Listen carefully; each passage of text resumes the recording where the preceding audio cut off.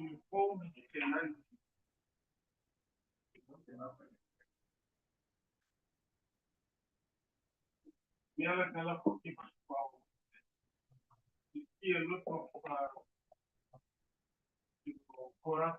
what are we doing? Let's do the, let's still do the English there. Okay. Okay, Bismillahirrahmanirrahim. Nahmaduhu wa nusalli ala rasulihil kareem. We were discussing this verse here. What قال الملأ الذين استكبروا من قومه. This was the response of the people of Shu'aib alayhi salam to him when they were not happy with his message. I told you sometimes you people speak like you say in English you call uncomfortable truths. You know it's a truth, but it's uncomfortable. So you say you tell people, look here, I'm going to say this now. I know it's uncomfortable, but it has to be said. So when they were not comfortable with the uncomfortable truth, they could not refute what he's saying. They could not refute what he's saying. So the best thing is get rid of him.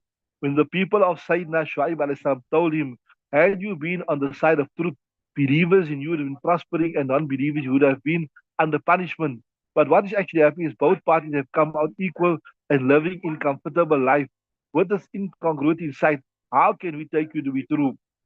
Thereupon the answer that Shu'aib gave us, do not make haste. The time is near when Allah Ta'ala will decide the case between the two of them. Not convinced by the answer, the arrogant chiefs of those people said, what is always said by oppressive practitioners of arrogance. They said, oh Shu'aib, either you and the rest of your believers return to our fold of faith, or else we shall throw you out of our hometown. So Shu'aib said, look, just wait. The punishment is going to come. And so they said, look here, we're not happy to accommodate you. We're not happy to wait for this year. You either come back to the fold, you accept what we are doing, or otherwise you leave from here because you are making us uncomfortable with what you are saying, right? Like you see nowadays, you see this clips of about the politicians they speaking, and then when people stand up and speak them uncomfortable questions about Gaza, that you are supporting genocide, you are supporting the people, you are supporting the annihilation of people. What do? Throw them out, expel them from there immediately.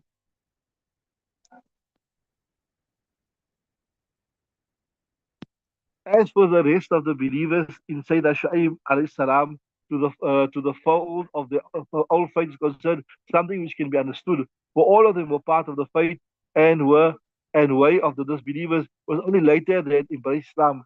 But the case of Sayyidina Shu'aib was different. He had never followed the false faith, and way even for a day, nor can a prophet Allah ever follow a faith which is counter to pure monotheism. Why then would they be asking to return to the faith? Perhaps it was because Sayyidina alayhi salam, before prophethood, was bestowed him to maintain silence over their false sayings and doings and continued living amongst the people as one of them. In this text, they are asking the question, look here, they told Shu'aib, return to your former faith. Return to your former faith. So does this mean that Shu'aib alayhi salam was on shirk before? You understood the question? They said, Shu'aib, you have to return. Return to your former faith. Was Shu'aib alayhi salam on shirk before? Obviously not. This is an interesting discussion. It's also discussed in Sirat Mustafa of Mala Idris Kandelwi that we believe the Anbiya are ma'soom. They do not commit sins, right? We know that they're divinely protected from sins. But the question is, before Nubuwwat, were they also ma'soom?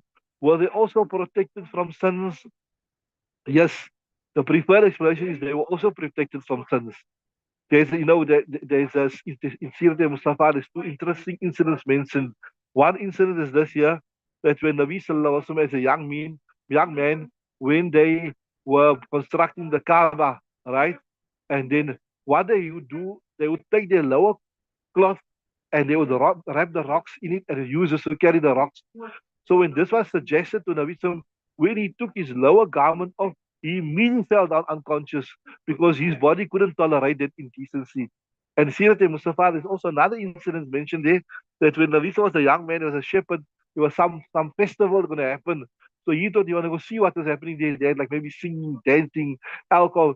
When he came there, Allah Ta'ala made it such that he fell asleep through the whole function. And he only woke up the next morning when the function was over. So the correct belief is that Allah Ta'ala even protect his Anbiya of sin, especially open flagrant sin, even before Nubuwwat. So then I told you the question comes about, why are they telling him that you must return to your ways of kufr? It could be the answer they give you. Obviously, as a Shu'aib was not on kufr, it is not conceivable. It is not possible that a Nabi of Allah Ta'ala was on kufr. It's not conceivable. It is not possible that a Nabi of Allah Ta'ala could be on kufr. So maybe prior to his nubuwwat, he was silent. He never speak out against the kufr. So they assume that he was on their deen. Are you with me? Other than that, we can't believe that the Nabi of Allah Ta'ala committed shirk.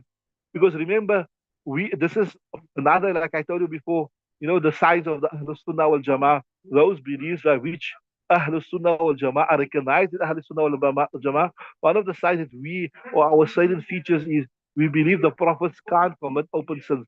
The Salafis, the current Salafi, I saw once had interaction with them on one of the chats. They believe that a prophet could commit the open sin. And even they believe that Nabi Sallallahu committed one, two wrong things, etc. But we say this is disrespectful.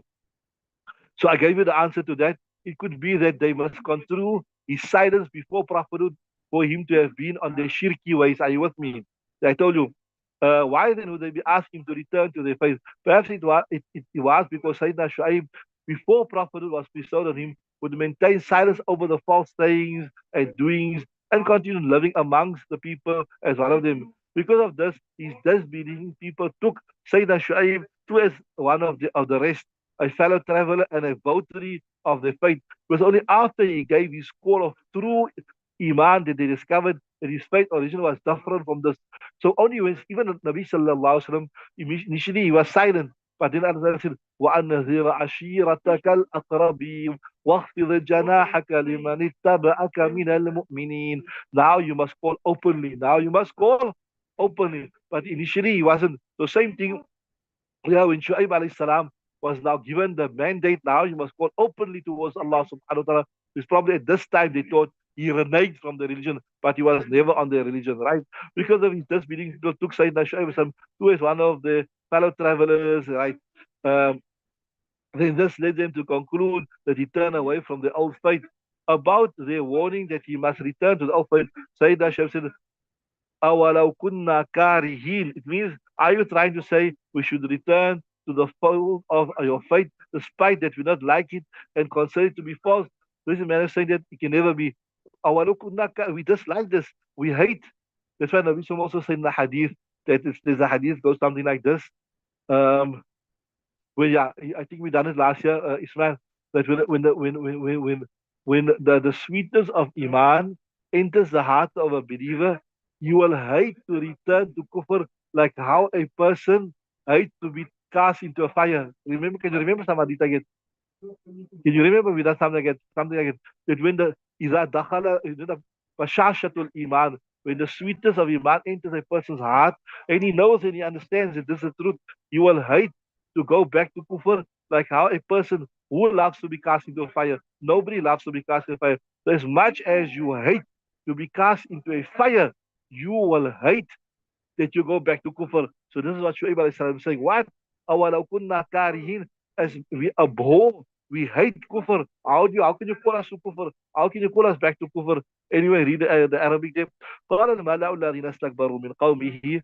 The chieftains, the influential people, the powerful people, الَّذِينَ اسْتَكْبَرُوا مِنْ قَوْمِهِ, who were proud from amongst their people. Remember we told you, أَيْنَ الْجَبَّارُونَ أَيْنَ الْمُتَكَبِّرُونَ لمن الملك اليوم لله الواحد القهار. These people, لنخرجنك يا شعيب, we're going to expel you. You are making us uncomfortable about speaking about the short. If a person like is steeped in this dunya, he's enjoying all the nice things of the dunya, and you come and tell him, we're going to leave all this one day. One day suddenly death will come, and you will have to face Allah Ta'ala. That will make him very, very uncomfortable, because he says, yes, you are spoiling our fun. We're enjoying here, and you telling us we mustn't join. So you are making us uncomfortable with all this type of talk here. You are making us uncomfortable. So stop speaking about this. لَنُخْرِجَنَّكَ يَا شُعَيْبُ. وَالَّذِينَ آمَنُوا مَعَكَ, and those who believe from amongst you, مِنْ قَرْيَتِنَا, from our town, أَوْ لَتَعُودُنَّ, or otherwise you must come back to our ways of shirk. Stop speaking about all the stuff here. قَالَ أَوَلَوْ كُنَّا كَارِهِينَ, even though we dislike this, you think it will happen? قَدْ افترينا على الله كذبا إن أدنا. Okay, so we only done till there. Ne? There's an extra ibarat there. Okay, let's see the extra ibarat from here. So قَدْ افترينا على الله كذبا, we would have fabricated. قد افترينا على الله كذبا إن كنا في ملتكم بعد إذ نجانا الله منها وما يكون لنا أن نعود فيها إلا أن يشاء الله ربنا وسع ربنا كل شيء علما على الله توكلنا ربنا افتح بيننا وبين قومنا بالحق وأنت خير الفاتحين. Translation as follows: we will be forging a lie against Allah Ta'ala. So if we go back to this kufr, if we go back to the shirk, if we go back to this heedlessness that you are saying, then we would have been forging a lie against Allah Ta'ala. If we turn to your faith after Allah Ta'ala saved us, see, in udna fi millatikum ba'da idh najjana Allahu minha, right? If we turn to this, uh, and it is not for us to that we turn to it unless Allah Ta'ala